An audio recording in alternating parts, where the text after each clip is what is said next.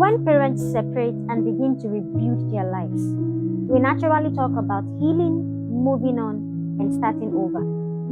What we don't talk about enough is how children fit into that new chapter.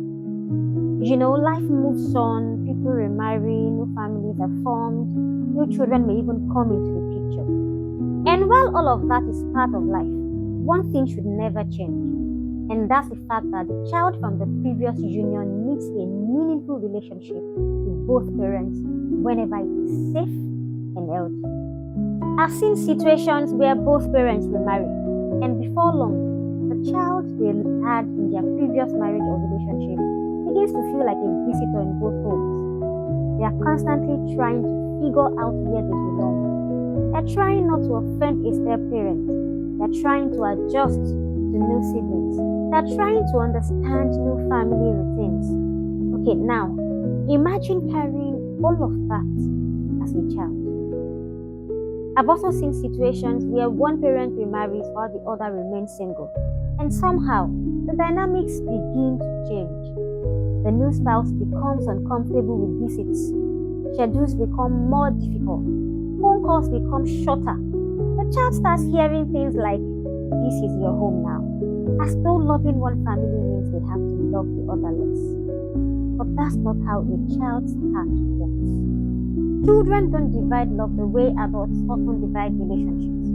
They simply want the freedom to love everyone who loves them. That is why visitation arrangements should never be built around both parents' convenience alone.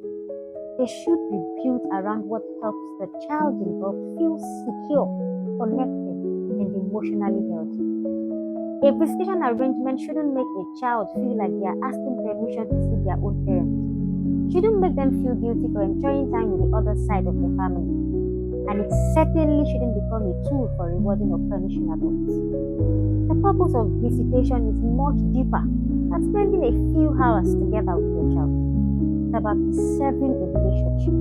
It's about making sure the child continues to laugh with their father, confide in their mother, celebrate milestones with both parents, and grow up knowing that separation changed the family structure, but not the love they are entitled to receive.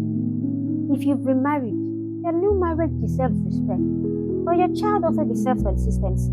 Your spouse should never feel like they're competing with your child, and your child should never feel like they're competing with your spouse.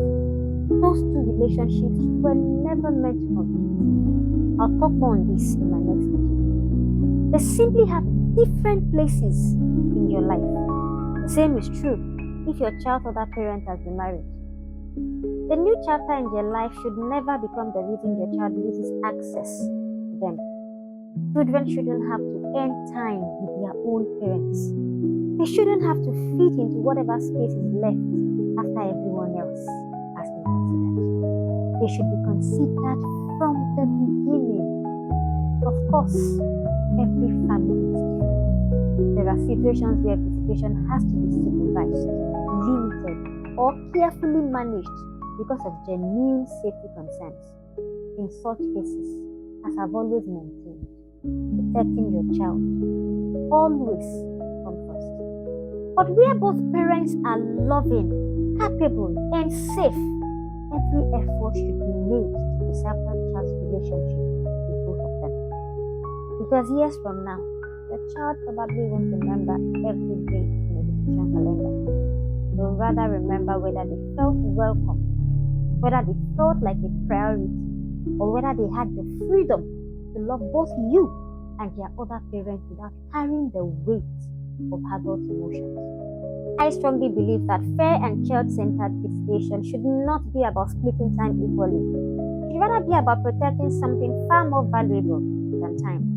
It's about protecting a child's sense of belonging. And every child deserves to know that no matter how their family changes, there will always